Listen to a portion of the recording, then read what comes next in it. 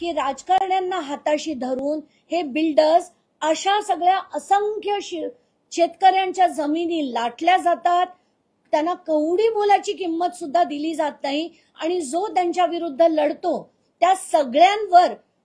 खोटे गुन्हे दाखल करून त्यांना जेरीला आणलं जातं की कोणाच्या ताकद उरत नाही की या सगळ्यांना कुठेतरी त्यांनी उत्तर द्यावं। तर पोपटलाल घनवट यांना माझं आव्हान आहे, तुम्हाला हवे तेवढे तुम्ही माझ्यावर गुन्हे दाखल करायचे, गुन्हे तर तुम्ही करू शकत नाही, पण तुम्ही मानहानीचे किंवा कशाचे जे करायचे तुम्ही हव्या तेवढ्या केसेस करा।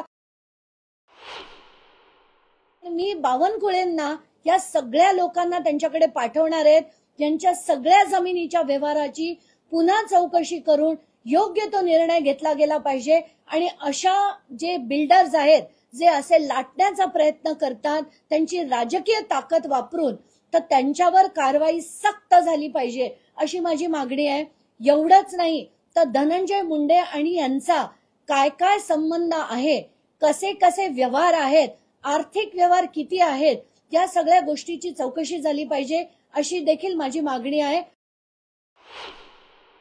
पोपट मारुती घनवट याची इतकी मोठी टोळी आहे गुंडांची, किती टोळी आहे ना, त्यांच्या टोळीतलाच पोपट घनवट माणूस उभा करतो जमीन घ्यायला, ताई पोपट घनवट समोर येत नाही, त्याच्या टोळीतला माणूस उभा करतो, त्याच्या नाव करतो, मग स्वतःच्या नाव करून घेतो। ज्या वेळेस आमच्या सारख्यांवर गुन्हे दाखल करतो त्यावेळेस त्याची मुलगी, त्याचा